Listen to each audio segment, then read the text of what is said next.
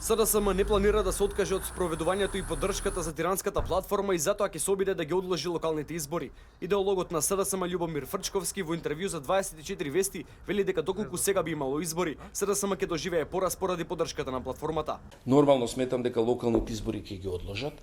Никој не е будала да оди на локални избори со платформа гласате против платформата на албанците, гласате против СДСМ. Како они мислат дека тоа може да го изведат? Ставот на Фрчковски е уште една потврда дека СДСМ нема намера да се откаже од албанската платформа, услов што го постави председателот Иванов за добивање на мандат, а како опција го понуди ВМРО ДПМН, која во тој случај ќе даде поддршка на малцинска влада на СДСМ. Професорката по уставно право Гордана Силјановска оценува дека албанската платформа во многу елементи е неуставна и води кон бинационалност, што само би ја продлабочило кризата во Македонија. Јас одговорно тврдам дека бинационалниот концепт секогаш ќе ги продлабочува разликите и ќе доведува до нешто што се нарекува игра на победници и губитници.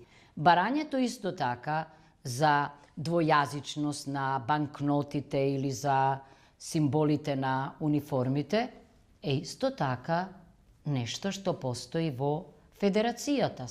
Символите многу често повеќе кажуваат од зборовите. Албанската платформа беше презентирана на Божика, подпишана од лидерите на албанските партии од Македонија, заедно со албанскиот премиер Еди Рама. Со неа се предвидува воведување на албанскиот како втор официјален јазик на ниво на целата држава, а предвидува и дебата за националните обележја како што се химната, знамето и грбот. Предвидено е албанците да се вклучат и во преговорите за името со Грција и за идентитетот со Бугарија, а и да се изгласа резолуција во парламентот за осуда на наводниот геноцид што бил направен над албанците во Македонија.